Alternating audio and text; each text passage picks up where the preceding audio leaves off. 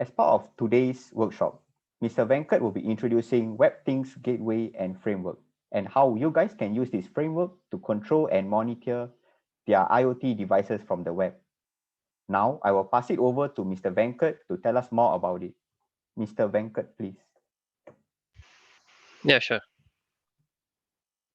Okay, so everyone just want to see my face, so I just turn on the video for a while. Okay, so good evening, everyone. So first of all, I would like to thank the organizing committee for organizing this event, and thank you for all the participants. Okay, to be here. So it's Friday evening, and you guys are really interested to learn something today, and I'm really excited to be a part in this session. Okay, so let me just share my screen.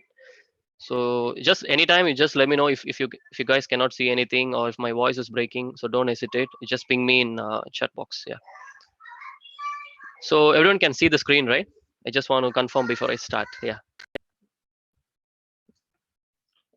Asif, Venkat, we can't see the screen. Okay, just wait. I'll cut and share again. Yeah. Okay. Can you all see now? We can see. Yep. Yep. Okay. Okay. That's fine. Okay. Okay. So today I just tweaked the topic a bit. Okay, so it's about building the web of things, and where IoT on Internet of Things, all these equipments, devices meets the web. Okay, so everyone know about Internet of Things. Okay, so today the entire Singapore is talking about smart city, deploying of IoT devices, sensors around Singapore to collect a lot of data. Okay, so how easy it is today, and what and all the difficulties today the job I mean the industries, the IoT industry today is facing, is something which in this session we will address. Okay, so this WOT basically stands for Web of Things. Okay, so worldwide web community has defined a set of framework, okay, to work with any kind of IoT devices. So in this session I will share all these details, how you can use this framework, how you can create your own web things. Okay, so normally we call it an IoT device, but when it comes to this Web of Things technology, we call it a web thing. Okay, so whatever the device you have, it can be your temperature sensor, it can be a smart bulb, it can be a smart plug. So whatever you have, we call it a web thing. Okay, so in this session I will use this word a lot. Okay, web things, web things, web things. So don't get confused, what is this web thing? So it's basically an IoT device, but we are going to control and monitor whatever we can do with those devices via web technologies. Okay, so it's just a short introduction about me. So my name is Venkat. Okay, so I'm a Mozilla representative in Singapore. So I'm not an employee of Mozilla. First of all, I just want to correct it first. Okay, so I'm a Mozilla representative, means it's a volunteering. So any is a community. Mozilla is basically a non-profit organization. Okay, so you all know the Firefox browser. Okay, so they are the founders of this Firefox, and a lot of community people from all over the world. Okay, so they are involved in developing a lot of amazing projects. So in this session, I'll be sharing some 3 to 4 interesting IoT project, and some virtual reality based projects, and other some voice recognition technologies and all this. Okay, so what Mozilla is doing with all these, and main thing I just want to bring Mozilla into SIT is all about collaborations and bring interest among students. Okay, to contribute more towards open source community. Okay, so Mozilla has a lot of open source projects around. You can just go to Google and search the GitHub page of Mozilla. There are really amazing projects. So I believe most of the students are here from technology background. Okay, so probably like at least in once in your in your studies, you should have coded some stuff. So when we learn all these kind of things, it's really helpful, and really it's a fun. Okay, so today when you code your own smart device or some smart temperature sensor, and even if you make a LED blink, okay, using this web technologies, it's really an it's a fun. Okay, so we want to learn things in a fun way. Okay, so that's the main objective.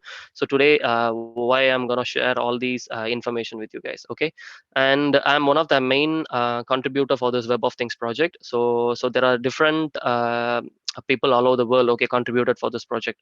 So you can also, so I will tell you guys how you can contribute also. If you're good in programming, if you're good in language, okay, so even we can translate these gateways to localize to any regions. Okay, so there are so many interesting things I'll be sharing with you in this session. Okay, so then I'm also an executive member of IEEE Education Society Singapore. Okay, so it's just a short introduction about me. So let's just get into the session directly.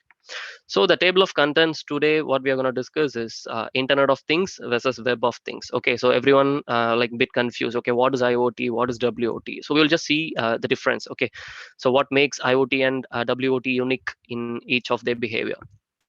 Then WOT requirements, and what is the requirement if you want to build some Web of Things based system or application. Okay, and the integration patterns I will share, and what is API and what is interoperability, and why it is really important when it comes to IoT industry. Okay, so today there are a lot of manufacturers. Okay, so a lot of vendors are having their own smart devices. Okay, so if I buy from one sensor device or vendor, I need to install an Android app or iOS app in my mobile just to configure those devices. Okay, so similarly, if I buy from another company A, company XYZ, so it's very troublesome for me to install multiple apps in my mobile just to control each and every individual devices. Okay, so this framework mainly address that issue. Okay, so we just bring everything under a unified platform which you can run in a small Raspberry Pi. I believe most of you guys, I asked Zainul, the organizer, so he just told me you guys, a lot of people are already working on Raspberry Pi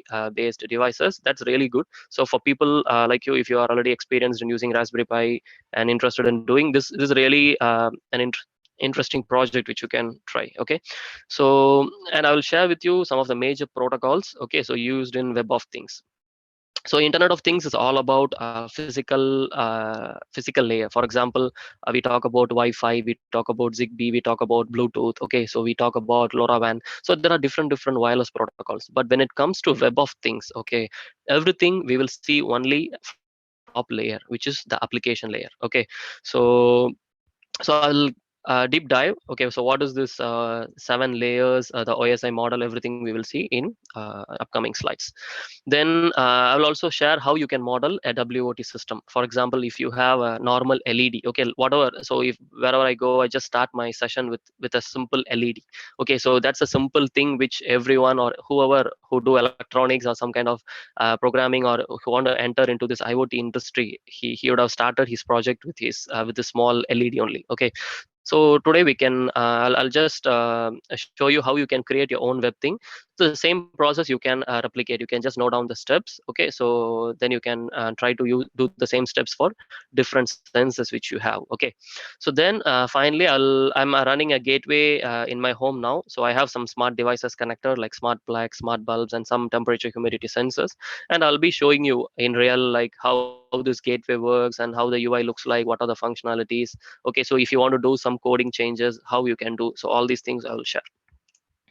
Okay, so basically this is a basic slide which I always use to start my presentation. Okay, so basically we just really came a lot when we compare with a few decades before, how the mankind was before and today how it is. Okay, so earlier everything was started in this agricultural society. We make food, we give to people, and we just distribute and exchange foods, and that's how the society worked. Okay, slowly we moved to the industrial society. Okay, so where humans and machines started interacting. Okay, so machines will do something for human, and we just interacted with the machine to produce some goods, and we sell. And that's how this industrial society worked. And completely today we are in knowledge society. Okay, so it's machine to machine communication. Okay, so machines and machine already started talking to each other.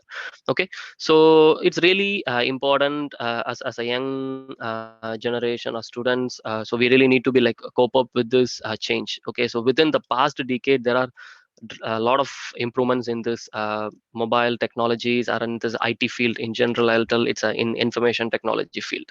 So we really need to be like updated. So what is the new technology, what is the new innovation, and all these things we really need to move with the pace. Okay, so even that's why government is also pushing all the people like smart city infrastructure everywhere. You see on the banners, you at least on MRTs we can see, right, and the advertisements like smart city infrastructures, machine learning courses, and all this. So it's really important when it comes to people. So there is if user use the technology in a right way, it's a boon. Okay, so if you use it in a wrong way, it's a bane. So it's a boon or bane, it's up to us to decide. Okay, so how we are going to use these technologies, and how simplifying the technology, and how we are going to give this to people. Okay, So then, okay, so let me jump into the session. So what is Internet of Things? Okay, so it's a general definition. Okay, so Internet of Things is a system of physical objects. Okay, so that can be discovered, monitored, controlled, or interacted with any electronic devices. Okay, so it can be a mobile or it can be any of your devices. Okay, so below is a simple diagram I just showed. So today in the Internet of Things industry, we have a lot of devices. Okay, and a lot of protocols. So you can see a security camera, you can see smart locks, you can see smart bulbs, you can see HVAC systems. Okay, so every device works in a different protocol. Okay, so Zigbee works on 2.4 gigahertz, Bluetooth also same. Then X10 is a wired protocol. Okay, so then Enocean, BACnet. So all these are wired protocols. So when it comes to an end user, okay, so today it's good when you control something remotely. Okay, because you no need to spend a lot of manpower or no need to spend a lot of effort to go to the physical location, okay, to control something or monitor something. So now monitoring everything remotely is one thing, is really good when it comes to Internet of Things. Okay, but it should not be like a troublesome. Okay, so every time each device if I buy, I need to configure it in a separate way. I need to have a separate dashboard, I need to have a separate system, okay, for those devices. So which is really hard for the industries today. Okay, so they cannot spend much for each and every product they buy. Okay, so that's where this interoperability between the devices we need to think of. So Web of Things is something where we are addressing this issue to fix the gap. Okay, so then I'll just tell a simple explanation about what is a thing. Okay, so basically it's a physical object, okay, that's digitally augmented with, it can be a sensor, it can be an actuator, it can do some computation, and it has some communication interface. So today we call it a smart device. Okay, so a lot of devices we call it smart device. We don't just call that device a smart just like that. If it is a physical device, we don't tell okay it's a smart device. It's not like that. So when we say it's a smart device, the device should have some kind of computation. So it should satisfy all these four um, parameters. Okay, so it can be a sensor or it can be an actuator. So in IoT industry, mainly we play only with these two kind of devices. Sensor, it just measure, it will send you some information. What is an actuator? So actuator means you can send some commands to control, whether it's an LED, you can turn it on, turn it off. It's a motor, you can turn it on, turn it off. So those kind of devices comes under the category of actuators. So then computation, so now everything, even a small Arduino board, even it has a few kilobytes, I think 4 to 6 kilobytes of RAM. Every computation you can do it in a small uh, Arduino chips or even Raspberry Pi. Okay, so Raspberry Pi nowadays even more than 4 gig of RAM it's available, just like a mini PC. So we can do this and we can do the computation with such a small IoT based devices. Okay, so then the device should have some kind of communication interface. Okay, so then only as a user or from network perspective we can able to reach the device and we can able to talk to the device. So the communication interface can be Wi-Fi, Bluetooth, Zigbee. So these are all mainly for smart home environment. When it comes to smart city, it's different. So it's like NB-IoT, LoRaWAN, Sigfox. So these are all different protocols when we consider for smart city infrastructure. So in this session, we only focus mainly on the smart home setup. Okay, so these are all the protocols, major protocols today smart home industry is using. Okay,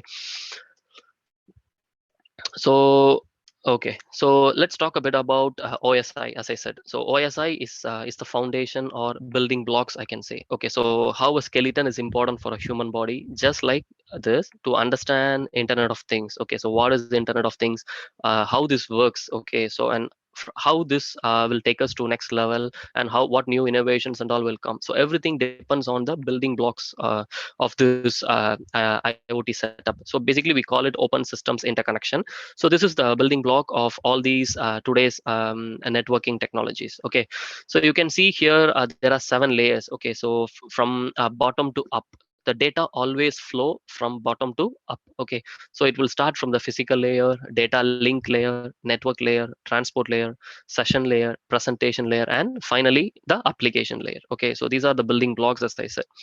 So let me just show you. Okay, so what this physical layer basically will do? So it's a Ethernet cable. Everyone know that physical LAN cable, right? So when you connect two systems, it will just start communicating. So basically, that LAN setup is the physical layer of any device. Okay, so what it do? It just transmit a raw bit stream via physical medium. So okay, for example, wired means it's Ethernet. Wireless means we can say Wi-Fi. Okay, so then a data link layer. Okay, so MAC address. Okay, so my name is Venkat. Okay, so until I die my name will be Venkat. So this like a unique identification for each and every device. So MAC address is something which comes from the manufacturer. So let's say today I have a smart bulb. Each device, the manufacturer will give a name. Okay, that is the MAC address. Okay, so this all comes under this data link layer. Okay, so then third thing, to connect it to the network, we need an IP address. Okay, so in IoT industry, when you connect something to a network,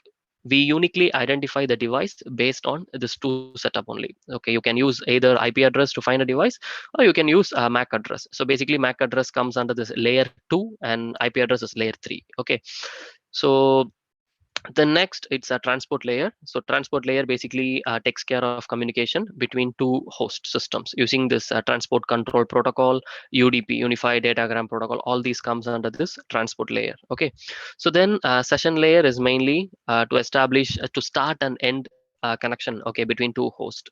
So all your file transfer protocol, if you're transferring for some files, I think file transfer, some of you guys would have known or tried.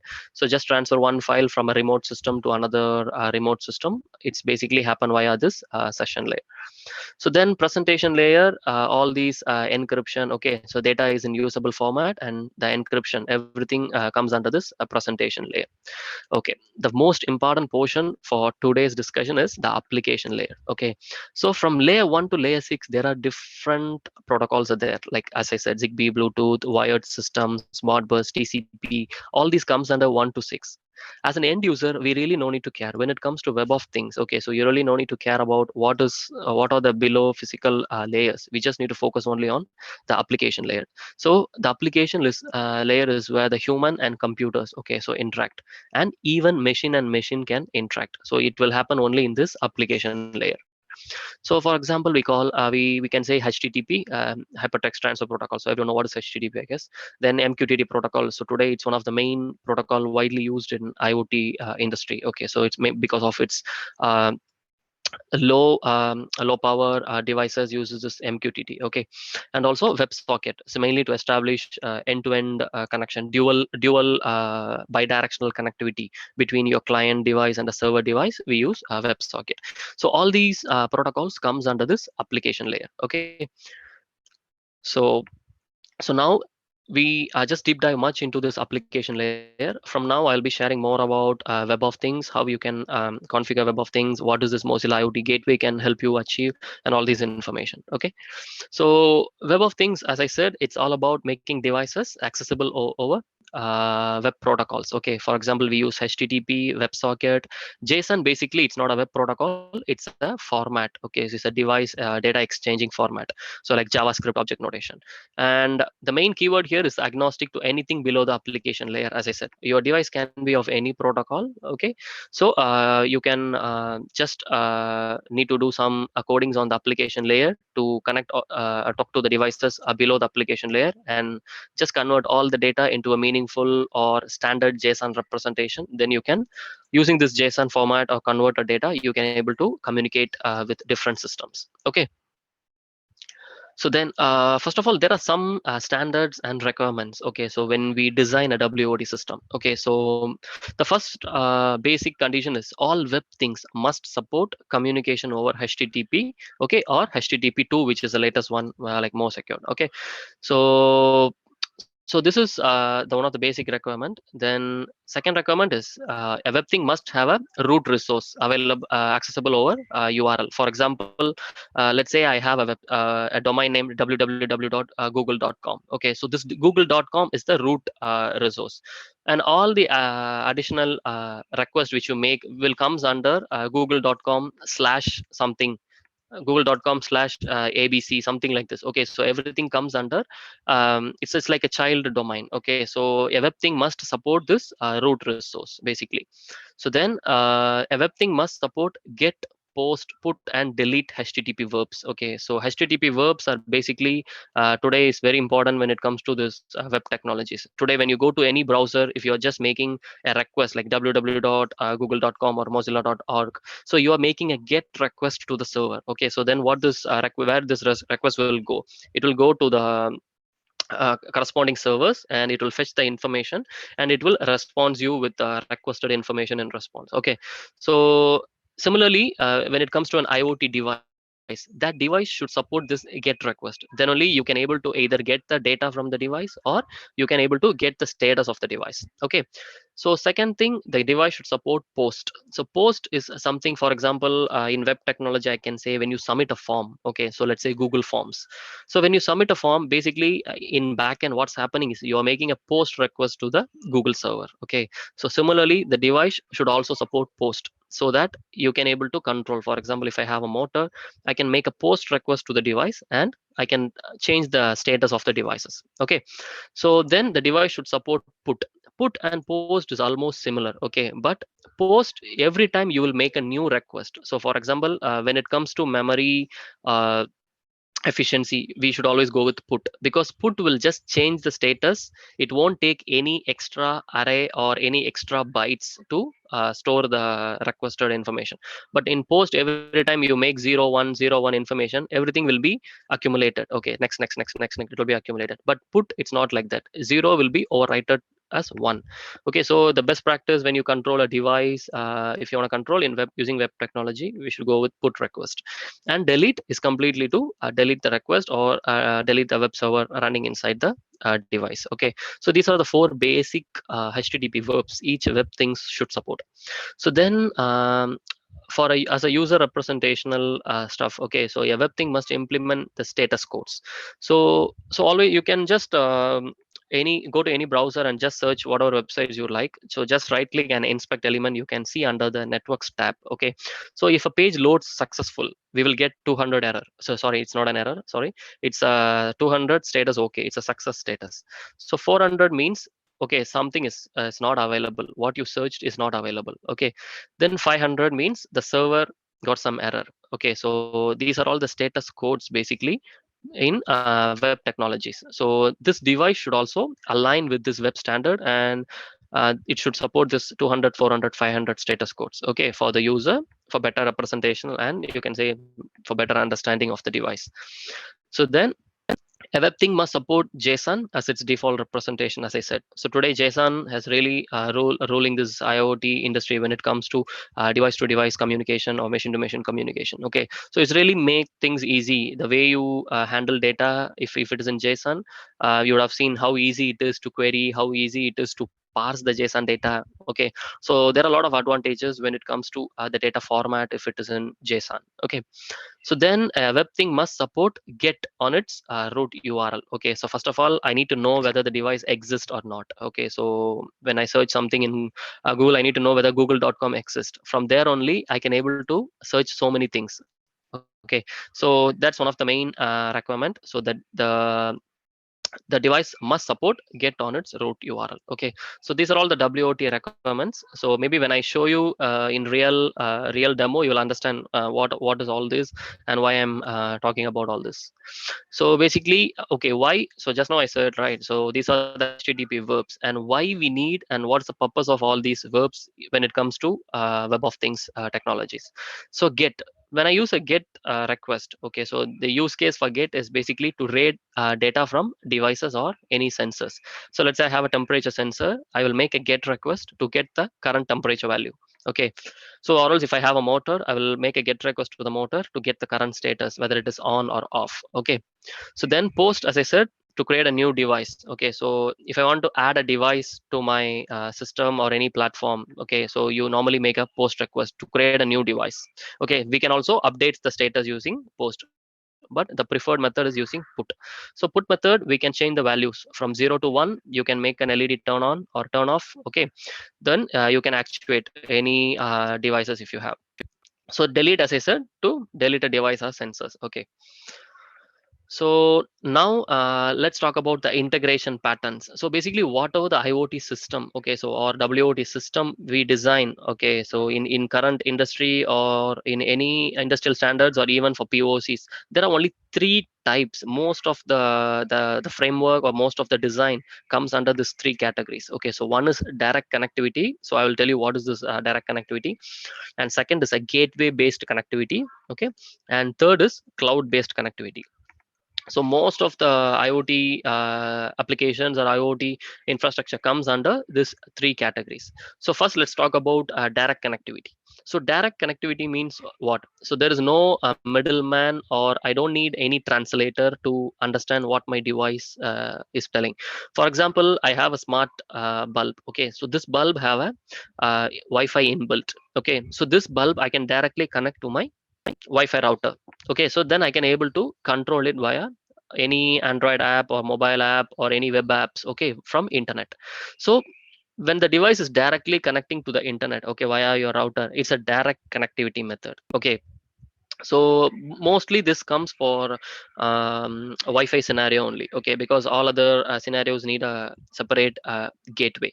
Okay, so in gateway based connectivity, just now I said, right, so for example, let's take I have a smart bulb, but that bulb is not a Wi-Fi based bulb, it's a Zigbee based bulb or a Bluetooth based bulb. So this Bluetooth device need to talk to a gateway first. Okay, so then this gateway will be connected to your home router. Okay, so you need a middleman to achieve this gateway based connectivity. So all these devices will talk to the gateway will translate the information to the router, then a router will route it to the internet, then from internet you can able to connect or control.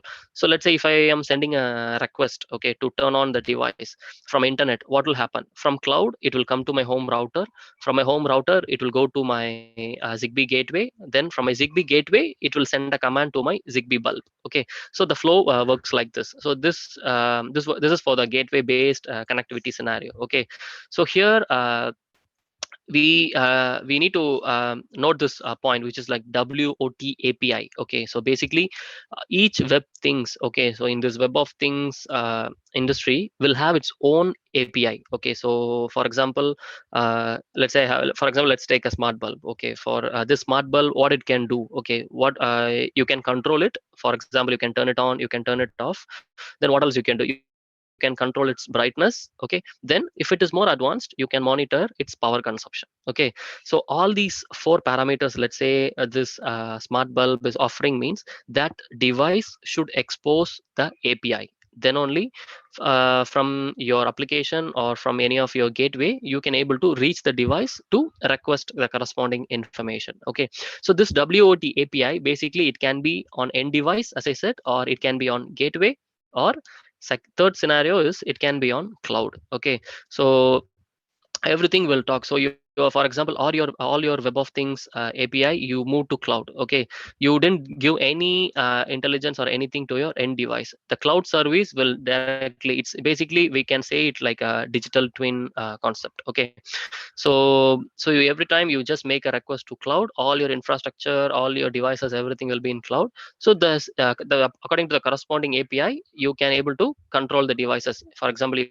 can control via HTTP WebSocket over 3G 4G like mobile network, or you can still use a gateway which supports Mqtt infrastructure. Okay, Mqtt protocol.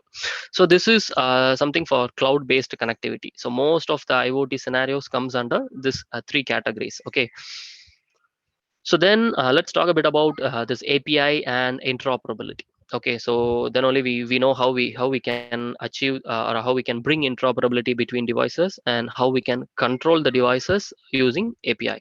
So basically, so now I'm communicating with you in English. Okay, so how a software and software will talk to each other. Okay, so that's where the language and the API is coming in. Okay, the API is basically it's a language between two softwares. Okay, so if I want to talk to another software, I will use its API. Okay, so then using this API only we can achieve interoperability. Okay, so different, as I said, different manufacturers. So today in smart home industry, Google is there, Amazon is there, TP-Link. Actually today I'll show you some TP-Link smart bulb and plugs, because I personally I use this in my home. So a lot of like Samsung. So many different vendors are there. Okay, so how we want to bring all these vendors into a unified platform. Okay, so for this, each vendor now you need to expose an API. For example, TP-Link, if they manufacture a device, they need to provide their API. Then I can use that API. I can write my own code or software. Then I can able to control it or monitor it. Similarly, Samsung device will have its own API. Philips Hue, which is quite popular now when it comes to this lighting industry. Okay, so Philips Hue has its own API. So you can just go to GitHub and search their official codes and APIs. They just made it available publicly. So just to bring this interoperability and to encourage development of such frameworks. Okay, so they made all these APIs publicly available. Whatever device you buy which supports API, we can able to control it. Yeah. So then, okay, so this is a bit technical. Like, I'll just explain what is REST. Okay, so first of all, we call it REST API. So today, if you're a computer student, you would have noticed this word REST API, REST API, REST API. So basically, what is REST? Okay, so REST stands for representational state transfer. Okay, so it's not a protocol. Basically, it's a standard. Okay, so REST is a standard to make system communications in web. Okay, so in web technologies. Okay, then HTTP, basically it's an implementation. Okay, so people get confused. HTTP and REST API both the same, so both are not same. So REST is a standard, okay, where HTTP is an implementation. We use REST as a standard to implement HTTP. Okay, so then for example, as I said, you can see this smart bulb. Okay, so this bulb has the REST API. It supports get, so that I can get its status. It supports put, so that I can turn it on, turn it off. It supports delete, so that I can completely remove this device from my system. So let's say left side you have a Android app or any mobile or web application. Okay, so I'm just making a put request to this bulb. Okay, for example, http://wotlam.net. This wotlam.net is the root URL of this bulb. Okay, so then all these properties, for example, turning on, turning off, controlling its brightness, these are all the properties of this bulb. Okay, so everything comes under /properties/on. If I make this put request to this bulb will turn on. Okay, so then it will respond. Okay, so the moment it turn on properly, it will respond, okay, 200, okay, I have turned on. Okay, so this is basically a simple way how this HTTP implementation we can use it in Internet of Things industries. Okay, then WebSocket. Okay, so as I said, REST API is basically a single way communication. You can make a request and the server will respond. You will receive the response. Okay, but WebSocket is basically a full duplex communication. Okay, for example, if this bulb supports WebSocket, okay, so what the initial step will happen is you will make a HTTP request to this bulb. Okay, if the bulb supports WebSocket, it will just respond with the status code 101, switching protocols to WebSocket. The moment it responds to this 101 protocol to the client, immediately there will be a full duplex connection will be established. Okay, for example, the client and the server can talk to each other anytime. Okay, so there is no need, like it's like a 24/7, like a real-time communication. Okay, between this client and server. So then as long as the connection will be open, as long as any either client or server explicitly close it. Okay, so mainly WebSocket today is used for a lot of real-time IoT applications. Okay, so you want the data in real time. Okay, so like some industries or some manufacturing plants, we want to monitor the data in real time every second. Okay, so those are like crucial data it will be. So for those kind of scenarios, WebSocket is a best protocol to establish an real-time communication. So then Mqtt. Okay, so Mqtt is something, as I said, today ruling the IoT industries. So most of the IoT players today, cloud players like AWS, Google, or Microsoft Azure. Okay, so all these people, what they are doing is they are using this Mqtt as their major protocol to connect. Okay, so to publish or subscribe the device data. Okay, so for example, how this Mqtt works. Okay, so Mqtt basically have a broker. Okay, so whatever we request, we just need to go through via this broker. Okay, so for example, I have a Let me just explain it over this example. So I just set up MQTT broker in any of the cloud service. Okay, for example. So then I just have a Raspberry Pi. I connected a DHT temperature sensor. So I have just written a code to publish my temperature data to this broker every 5 minutes or 10 minutes or every 1 minute up to the user requirement. So anyone who has the client with this MQTT, there are a lot of MQTT JavaScript libraries available. So from programming perspective, you can use such libraries to directly from your browser itself, you can directly subscribe the broker for the record information. So in MQTT, everything we do based on the topic. Here the topic is MQTT/DHT. Okay, so DHT is the temperature humidity sensor name. So we are publishing in this topic, and if I have a web client, okay, so I can subscribe to this MQTT topic, MQTT/DHT topic, and I can get the required temperature information. Okay, so then this is how this MQTT works, and this MQTT broker, you can set it locally or either in internet. Okay, so if you want to set it in local environment, you can run your own broker in a Raspberry Pi or even in your laptop also. Okay, so this QoS is something which we don't need to focus much, but in industries they focus this a lot.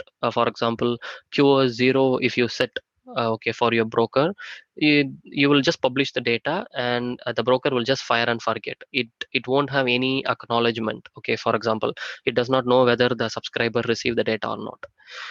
In QoS 1, okay, it will ensure that the data is delivered at least once. Okay, in QoS 2, it will ensure that the data is delivered exactly once, and there won't be any duplicate information just publishing again and again. Okay, so these are all the quality of service when it comes to MQTT service. Okay, so now, okay, so this is the description. Okay, so whatever the device we have, we need to know what this device do and what it can achieve.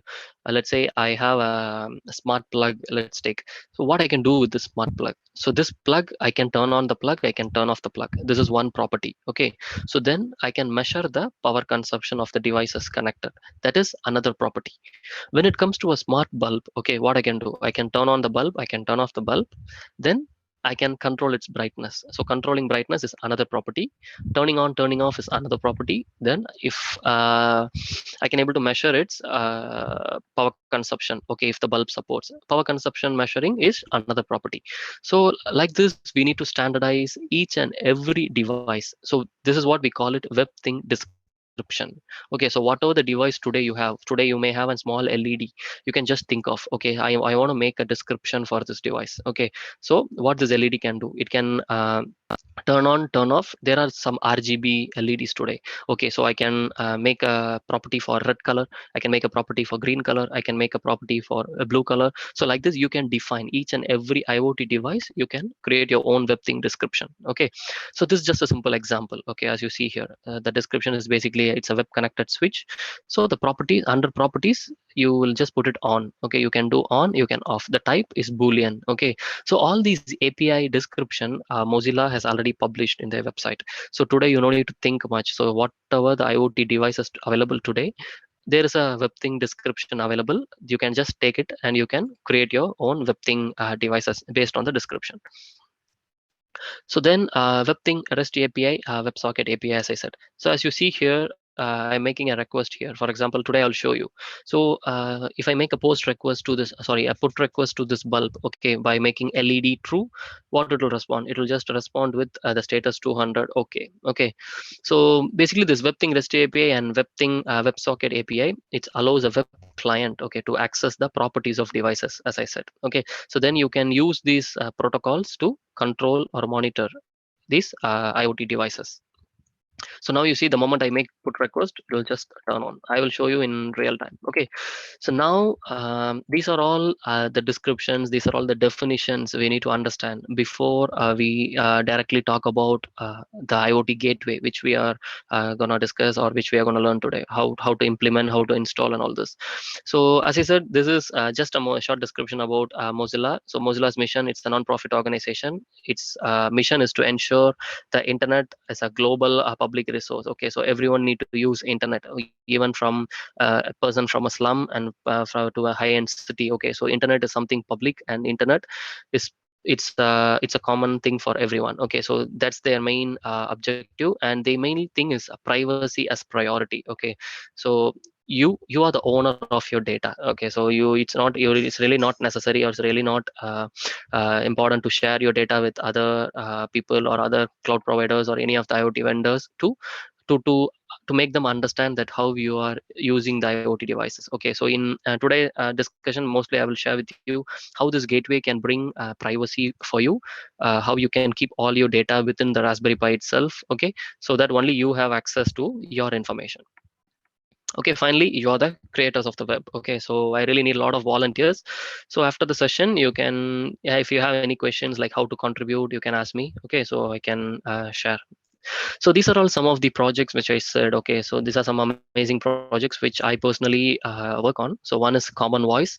So this Common Voice project is basically it's like a voice recognition project. Okay, so there are the people from different language or different ethnicity. Okay, so some people speak English, Tamil, Chinese, Malay. There are diverse languages are available, but today most of the smart home system, if you see, okay, it's available only in English. Why not? It's available in our local language. Okay, so the main objective of Common Voice project is to collect as many traditional colloquial words, okay, from different languages, and try to use this languages, do some natural language processing for as a virtual assistants or some voice assistants. Okay, so that's the main objective of this project. Then WebThings Mozilla. Okay, so unfortunately from this year 2021, this WebThings Mozilla is no more directly under Mozilla. Okay, so there's the community. So some of the ex Mozilla employees has already took over this project, and now it's just a WebThings community. Okay, so it's no more under Mozilla directly. It's still under WebThings community, and slowly the transition is happening past 2-3 months. Yeah. So then Mozilla Mixed Reality is another project if you're interested in AR, VR, when it comes in web. Okay, so whatever I'm talking now is about web technologies. So if you want to implement mixed reality in web, you can try out, you can check out this project. Then Mozilla Hubs. Okay, so today we are discussing in Zoom. Okay, so this Hubs is something really interesting.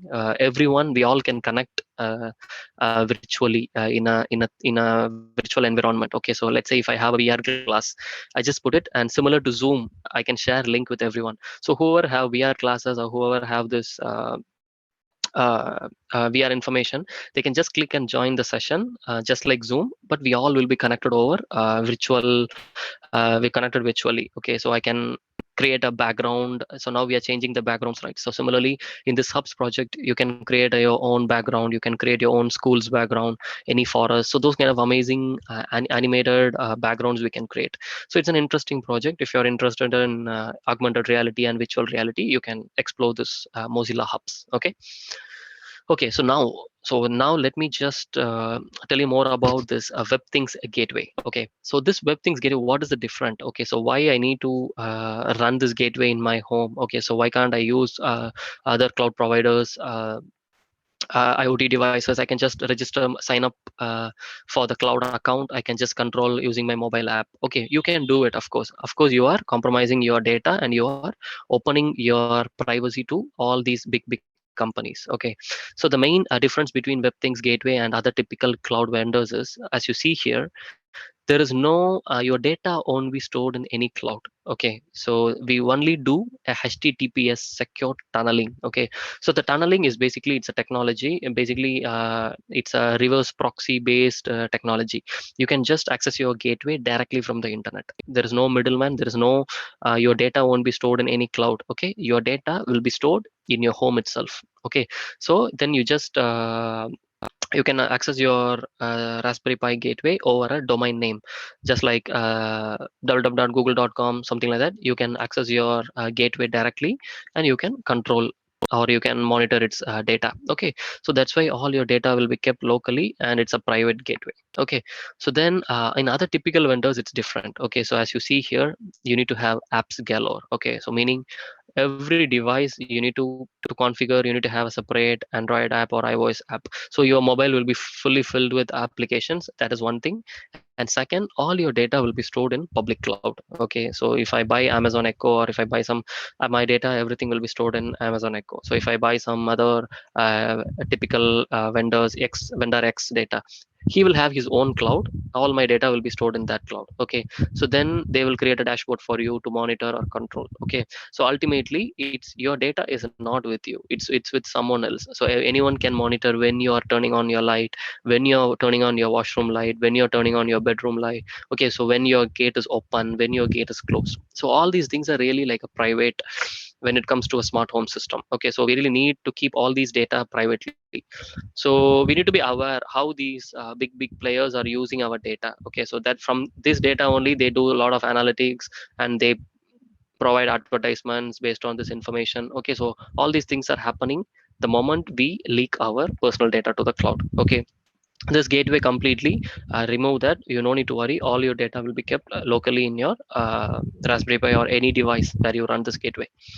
So as I said, it's a decentralized web of things approach. As I said, you can see here, it's a WebThings gateway. It's a software distribution. Basically, it's not a physical device. Okay, so the software you can download from GitHub. So then directly you can just or you can install step by step, or you can just download. You can scan this QR code. If you are using mobile, you can just scan this QR code. It will take you to the website directly. Okay, so then there is a framework also. So you can create any devices, any IoT devices to control. Okay, to be controlled with this WebThings gateway by using this WebThings framework. Okay, so today I will show you some sample IoT devices, how you can use this framework to create a virtual LED and a virtual temperature humidity sensor. Okay, I don't have a real sensors with me now, so that's why. So you can, if you have any LED or real temperature humidity sensors, you can able to just use this framework. You can create your own WebThings. Okay. Okay, so what is the takeaway from here? Okay, so as you see, the gateway will be placed in your home. It will be connected to your home router, and you have a lot of smart devices from different vendors. Okay, so then it's mainly, this is how the gateway user interface looks like. Okay, so you can import a floor plan. If you have floor plan of your home, you can just import, you can drag drop all these devices where it is, and you can control it. Okay, the main thing is you have complete privacy over this smart home gateway. So this is the architecture. Okay, so basically the WebThings architecture is a bit technical. So if you want to know each and every individual components, you can just go to this GitHub repository. Okay, so WebThings IO/wiki. So detail every components they have explained. The community has written an amazing document, so you can just go through. It's very clear. So basically, this is the technical architecture. So right side, you can see we are using backend as a Node.js. Okay, so Node.js basically runs as a background backend in your Raspberry Pi. So front end is common. Okay, so HTML, CSS, JavaScript. Okay, so basically all these backend and front end will communicate using this HTTPS and secured WebSocket. Okay, so then how each device will communicate. So there is where the adapter is coming. Okay, so the adapter you can write in any programming language. So if you may be good in Python, you may be good in Java, you may be good in Node.js, even Arduino programming. Okay, any programming language if you're good at, you can just use that language to create your own device adapters. Okay, so for example, I have a Samsung bulb. Okay, so I just bought a new Samsung bulb, so I can just search for a Samsung adapter. I can just install, then I can able to control my Samsung device. Similarly for TP-Link, so I just install a plugin, I can able to control TP-Link. So all these adapters are developed by people like us. Okay, so like community contributions. Okay, so everyone they developed each devices, each vendors devices, they developed and uploaded in GitHub and contributed to this community. Okay, so you can also think of you can just go to the website, you can take a look currently what are the supported devices. If anything is missing and which you really want to contribute, so there is a example adapter available. I will share, so you can just use, if you're good in programming, you can just create the adapter for those IoT devices, and you can able to contribute to the community. Okay, so let me just show you a simple live demo now. Okay, so I just share my screen.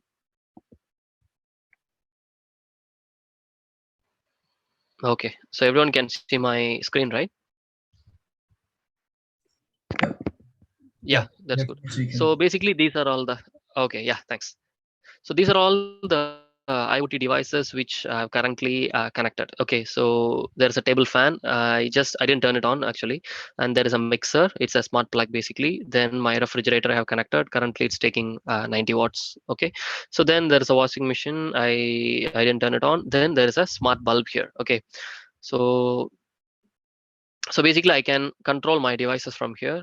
To show you guys, let me just turn on my video. Okay, just for a short while. So you can see my there's a TP-Link bulb. Basically, this bulb is a TP-Link smart bulb. So you can see I can turn this bulb on. I can control its brightness. You can see my face like glowing and glowing out. So I can control the brightness. So this gateway is basically running in my Raspberry Pi. Okay, so as I said, when it comes to web technology, you can always do inspect element and you can click network. Okay, so when I just refresh the page, you can take a look at all these informations. Okay, so just give me a moment. Okay, okay, so as you see here, when I turn on, I'm making a put request here. Okay, I'm making a put request to this URL. So this URL is basically 192.168.18.23 is the root URL, as I said. Okay, so then the things, my thing name is a TP link. Okay, the property is I'm controlling it, I'm turning it on and turning it off. Okay, so then you can see the status being changed from on to off. Okay, so this is the JSON representation, and the devices are communicating completely using this JSON format over this web. Okay, okay, just turn off my video for a while. Okay, so similarly, there are other devices I have. So the features here you have is you can create your own rules. Okay, so you can just create your rules. I have set up a wake up rule. So my smart bulb will turn on at 6:30 a.m. every day. Okay, so you can just drag and drop here. You see, so like morning 6:30, uh, I just make my smart bulb turn on. It will turn on. So if you want to get some browser notification, you can create some notification. Hello, I'm on, something like this. Totally it's customizable according to the user. Okay, so then you can set multiple rules for this. Okay, every day everyone have our own routine, right? So you can set your own routine lifestyle in the smart home gateway, and everything will be stored securely in your Raspberry Pi itself. Okay, so then there are a lot of devices. I can create multiple rules. Okay, so no need to worry, will it support one rule or two rule? It doesn't matter. Even hundreds of devices if you have, you can set rules. Okay, so when my power consumption, for example, if my washing machine is taking more power than usual, then immediately turn off some stuff. Okay, so you can create multiple rules like this. Okay, so if you want to delete, just drag and drop, you can delete the rule. So just like this, you can disconnect the rules. Okay, so this is one interesting feature, and you can create logs. Okay, so currently I'm not monitoring. So if you want to monitor your devices, for example, how my refrigerator is power consumption is happening for the past few days, so I can just monitor the power and just click save. Okay, so you can monitor the power consumption of your refrigerator. Okay, so so these are all the some of the advantages, but these logs will be a bit slower because you're running it in a Raspberry Pi, and for storing the data we are just using a SD card. Okay, so SD card, the read write, the timing interval is like very limited. Okay, so that's why when you access some device logs, it will be a bit slow. Okay, so for this purpose you can consider buying a better server, like a small server with some SSDs. You can able to run this gateway really faster. Okay, so then there is a floor plan available, so you can just upload some floor plans if you have. So currently I don't have any floor plans, I think. SVG, sorry, I don't have any. Yeah, I have some. Okay, so let me just upload for you. Yeah, that's it. So this is my home's floor plan. So I just uploaded it, so you can just drag up. So mixer is in my kitchen, I have the light in my room. Okay, then table fan is in my room. Okay, so just save it, so I can directly turn on turn off from here. Okay, so similarly you can create your own floor plan, just draw it, upload it as a SVG file, import it as a SVG file, just upload it. Okay, so it's your personalized smart home gateway just for you. Yeah, so then these are all some additional features. Okay, so this gateway basically have, so the domain, as I said, okay, currently you may have a question. Okay, so how I can access this gateway? So currently you see the IP address, it is 192.168. So if it is this IP address means it's running locally. Okay, I cannot access from internet using this IP address. Okay, but as I said, there is one concept called remote tunneling. Okay, so using that remote tunneling, by the time you install this gateway operating system, when you set up this webthings.io, our community is giving a free domain for everyone. Okay, so you can just get your own domain name under your name, then you can access your smart home gateway from anytime, anywhere. So now I can I just got this domain name under my name, apvenkat.webthings.io. So let me just copy this, and if I just paste, you will see the same interface, but now I can access it from internet. Okay, so if you're outside, you can just use this domain name to control your smart home equipments and devices. Okay, I can see the same device.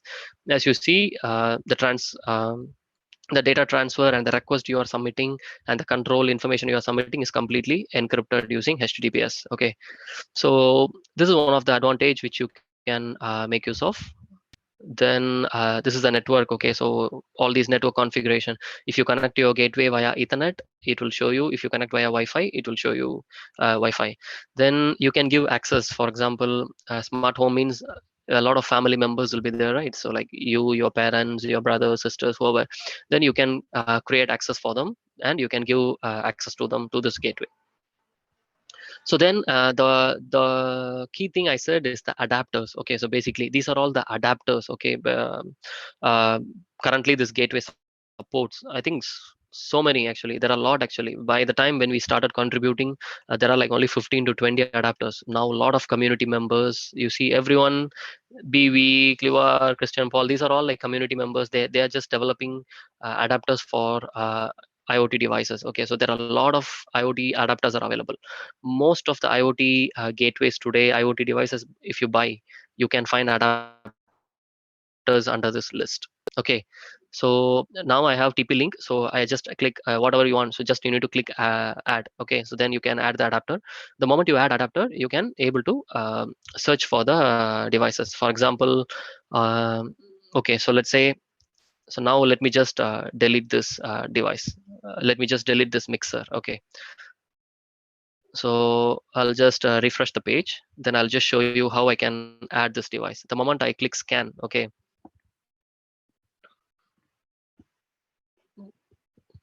okay, you can see my mixer available. Okay, is the system in backend, it will do a MDNS based search. MDNS stands for multicast domain naming system. Okay, so each IoT device, okay, I have in my home is having its own name. Okay, through my network, this gateway will do a scanning. Okay, it will do a scan based on this MDNS, and it will find the corresponding IoT devices. So now the mixer is available. I can just choose what type of device it is. It's a smart plug basically. So I just click save and it's done. That's all. Then I can add the device to my smart home gateway. You can see the mixer here. I can turn on, I can turn off the mixer. Okay, so this is how you can create your own web things also. These are all TP-Link devices. Okay, so quite good. I'm using it for a long time. So I'm just showing this for this demo. So then let me just show you an interesting stuff, which is how you can develop your own web thing. Okay, so basically, if you're good in programming, you just log on to this website, webthings.io. Okay, then you can go to the framework.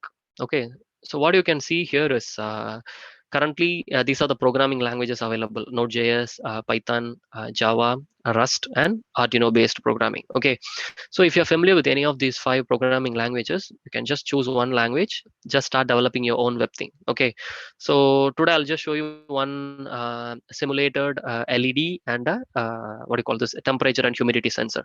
Okay, so basically I'm good in Node.js, so personally I prefer Node.js a lot. So let me just use Node.js. So the module name is WebThing npm. So in Node.js, we call it npm modules. Okay, so you can just go to Google, search for WebThings npm module. So this is the npm module available. Okay, so npm.js package WebThing. So internet a bit slow. Okay, so you can see the WebThing module. So you can just download this module and you can create your own web things using Node.js.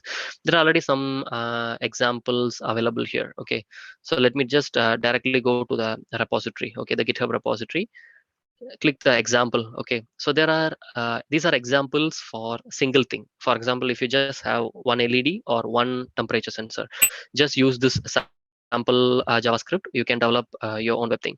Then if it is multiple thing, for example, if you have one as multi-mode sensor, for example, one sensor itself, it will show you temperature data, it will show you like different humidity data, or else if you have another separate LED, like multiple things. Okay, so you can use this multiple things adapter. Okay, so basically for this demo I'm just using this multiple things adapter, and just copy this whole code. Okay, so I already created this under this SIT folder. Okay, so SIT sensors, okay, multi-thing JS. Basically I just copy paste the same here. I created this multi-thing .js file for you guys to show. So now let me just run this multi-thing JS file. Just node multi-thing.js will start the web server. It's a simulated a web thing, okay, which has this humidity value and also on off device. Okay, so now let me just go through the go to the gateway again, and I will do MDNS scanning. The moment I click scan, so what's going to happen is my Raspberry Pi will make a scan in my network for this device. Okay, okay, I think it's already available here. Sorry, just remove. Okay, I think basically I added before the session itself. Sorry, yeah, that's why you didn't see it here. So anyway, it's basically a temperature, humidity, multi-mode humidity, and on-off switch. Okay, it's a simulated on-off switch. So you can see here, my temperature humidity sensor is 10%. So whatever value you see here, 10.0, 1.3, 5.56, it will get updated here. Okay, this is happening over this WebSocket. Okay, so you can see the real-time humidity sensor updating its data. Okay, so similarly, you can see this is a my lamp is basically it's a simulated data only. So you can just simulate on off or increase it brightness. It's a simulated device. Okay, so similarly you can use Python also. You can just use Java. So if you are good in Python, I think today most of the students I came across, they are using Python a lot for their projects. So you can just use this sample, just define what property you want to set, whether it's on for example, if I have an LED, I will make it as an on off property. Okay, so you can just set up your own property, then you can create your own WebThing server. Okay, so this WebThings device is basically running on port 8888. Okay, so when I run this node, I'll just show you what is really happening is it's running in my local host, right? So the WebThings server and the WebThings sensor you can access from port 8888. Okay, so the moment you just go to your browser, you can just click this localhost 8888. You can see these are the description. Okay, so these are the description of my device. So what is available, it's my lamp, the name is here. Then there are some other devices like /8888. So these are the description, the web thing description, which I just shared with you guys. Okay, then yeah, so this is something which you can make use of, and you can take note and you can create your own web thing. Yeah, so then okay, so then how you as a student, okay, so you may be thinking like how I can contribute for this Mozilla. Basically, as a student, okay, you can build your own IoT device, as I said, okay, which uses the WebThing API. Then you can write blocks. Okay, you can just upload, and community, of course, they are monitoring. We are monitoring who and all contributing for this project. We are monitoring. You can help in writing some blocks, and of course, if you're good in coding, you can just go to the add-ons list. If any of the add-on list is missing, and you really want to add it for your smart home gateway for your benefit, you can just write a code using the WebThings framework just now I shared, and you can upload it. It will benefit a lot of people. Okay, so then if you're good in language, you can translate this gateway. I forgot to show you this one of the important feature, the localization I said, right?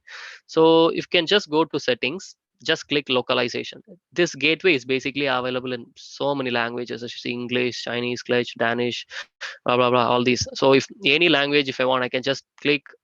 The moment the gateway will be completely translated to that language. Okay, so the meaning is technology is something, it's not, you should not restrict it with a language based stuff. Okay, so anyone who know their own personal language, who they must be able to interact with any smart devices today in their own language itself. So that much easy way of interaction.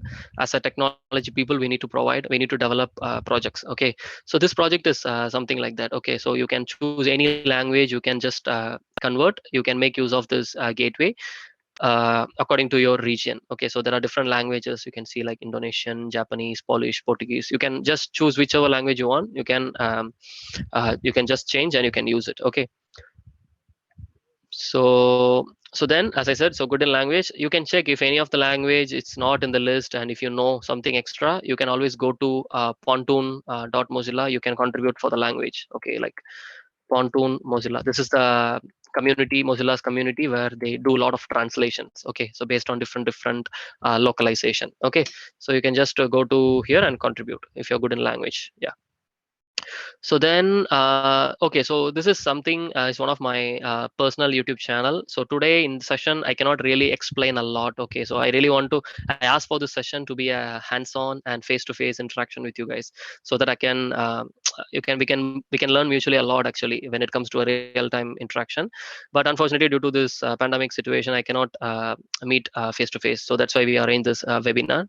So most of the items which we discussed, the major protocols like MQTT, HTTP, REST API. This is my own personal YouTube channel. I used to make videos a lot. It's also a community. I just formed in Singapore, which is like techbeast.org.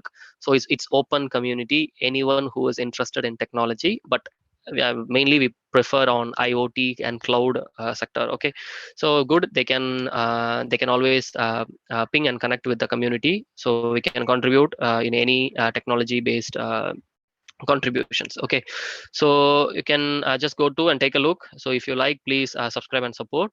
Then this is my LinkedIn. If you want, you can connect with me. So if any doubts or anything related to Mozilla, if you want to, how you want to contribute, how you want to any interesting projects which you are looking for, so you can write an email to me on IEEE.org. So anytime I'm glad to help you guys. Yeah. So for today's session, that's all I want to share. So I don't know any specific timing they have allocated for like QA session. So if you have any questions or doubt, so we can go through now. Yeah. Yeah. Thank you guys. Hi, I have a question. So, you shared on all the programming aspect of WebThings, but in Yes, the correct. market, there's already like Apple HomeKit, then there's Google Home and Alexa. Is that able to also plug in into the WebThings portal? The Yes, gateway? yes, possible. Yeah, there are some Alexa, Google Home plugins also. You can just use it. They have their own voice assistant also. That's why I told you, right, that Mozilla's common voice project. So it's mainly to replace all these big companies voice recognitions like Google Home, Amazon Echo. You can just run your own voice assistant in the same Raspberry Pi. Just connect a mic so that your Raspberry Pi is listening only to you. There is no cloud at all your voice recognition will be processed in your Raspberry itself. Then you can turn on, turn off, same thing, but you're just doing it in your home itself. Yeah, you're not exposing to cloud. Yeah, So I can it's bring all available. You can this take fragmented market out there. I can just bring all into one. exactly. Yeah, Okay. no need to cloud or do anything. If something happens, means your data leak. Today data leak, lot of data leak news as we are reading, right? So it's mainly to avoid and to bring privacy and for the consumers. Yeah. All right. Thank you. Anyone else got any questions?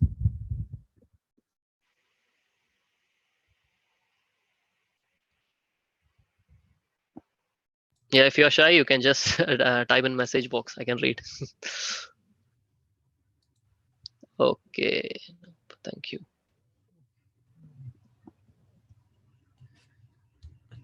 So, Venkat, just a quick question. Yeah. That you have talked about having Mozilla having all these initiatives. So, can you Yeah. just share to us a bit, like maybe more in depth, like maybe are there are there any other projects that Mozilla is working on that would require the community to come in? Of course, a lot actually. So the main project, of course, is the Firefox browser. Okay, so whatever, let's say today a lot of people are using, right, Firefox browser.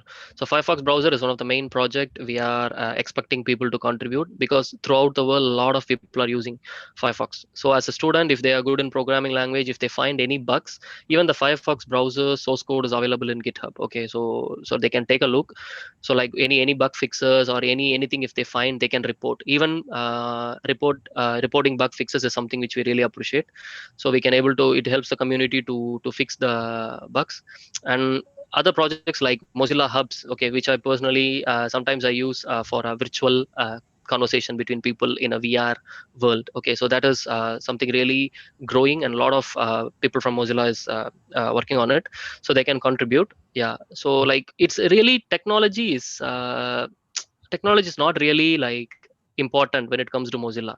So that's why I said if they are good in language, they can contribute to the project Pontoon, Mozilla Pontoon.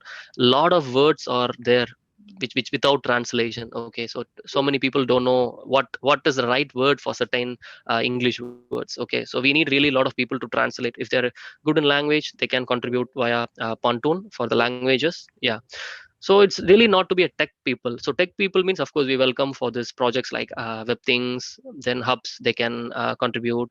Then for Common Voice, they can do some code changes in natural language processing algorithms. So these things all are available in GitHub, and anytime if your students are interested, they can contribute. Yeah. So does just another question is, does Mozilla have like a platform where the other than the hubs that you talk about, where the community gets together? Is there like a Yeah. local- There's a discourse, of course. The discourse portal is available. Maybe I can just post the link for you guys. So the discourse is basically, it's the platform for Mozilla. All the projects, the community discussion will happen there. Okay, so you just go take a look. Whatever the project you are interested in, you can just create an account. You can start your contribution from this discourse community. Even for IoT, you can just search under IoT category. Yeah. Okay. So it's more like it's an international thing instead of a local chapter. Local chapter. Actually, my main objective is to create a local chapter, but the problem is, unfortunately, I'm the only Mozilla representative in Singapore. That's why I really want a lot of students or people who can contribute in any ways. So even we need to show a lot of we can bring Singapore community in a better way by activating by organizing a lot of events. But so really, like as a one person, I really cannot do so many things. That's why I really need students and university helps like this. So if you're interested, just ping me. We can just plan. Then we can just have there are certain funding available from Mozilla. We can request to organize some events just for a coffee. Mozilla Most Coffee we call it. Yeah. So we just meet up after COVID. I think probably we can just wind up. Yeah. I'm trying to set up base, so you guys can note it down. If you guys are interested, just ping. We can just catch up and see how we can build this community. All right. Yeah. Hi Venkat, can I just check on how would anyone that's interested get in touch with you? Is it just through the TechBeast website? Touch with me. I share my personal email, right? You can just write an email to me anytime. AP, I think my email is not shared. I think I'll just okay. So anything you just email, whatever we can just work on. Yeah, the collaboration. Okay. And for the people that are interested in learning more, is the only option to go to the YouTube channel? Okay, that is something which I make out of interest. There are two of my friend, my friend, we are just making. So he just help with cloud portion. I just take care of IoT. So we are trying to build a community here. Okay, actually, so we really want volunteers. Okay, so it's totally for technology. Yeah. It's like give and take. So it's something we are doing for future generation and make the technology easy for others. Okay, so that's the main objective. We started this community. So if you're good in this IoT, and if you are interested in making videos, or good in explaining stuffs, doing some presentations, of course we can join and work together. We can share some work, and you can help to contribute also. Yeah. Okay, thank you. Yeah. Thank you. So any other questions from anyone? Yeah. that's about it, I guess. So maybe I just need some feedbacks from few participants, so that maybe next time, if you guys really like it, we can just arrange, once things are fine, we can just make a physical workshop. Okay, so we can everyone can bring your Raspberry Pi or Arduino devices. So rather than just showing in code, even I'm not that much satisfied also. So just need to make you guys develop some stuffs of your own, so you can do this as your mini project or even for your final project, something like that. Yeah. So I just need feedback from at least one. You can say what is what you learned, or is it really good? Yeah, something which I always ask after my session. So I just need one volunteer who can share your feedback. Yeah. Yeah, I'll just add in my point here. It's just that Sure. yeah, it's because of the current circumstances, everything is a bit difficult for us to like you only can do a sharing Yeah. session. So yeah, honestly speaking, there's a Geeks. We also like to do a physical session so that it also allows the students to be more exposed and our community to be more exposed to the all this technology and also the all these events and chapters that are out there in the market. Also just to stir interest, but the challenge is now is because of the current COVID situation. So True. yeah, so it's like after past this, we really hope that maybe at the end of the year, if let's say everything goes back to normal, maybe we can hold another session that we can at least come down and then really get hands-on down dirty, so that we know Sure. how things can be. It's much more it's some things are better learned via action compared to talking. Yeah, effective learning. Yeah. True. I agree. Yeah. Thank you. Yeah.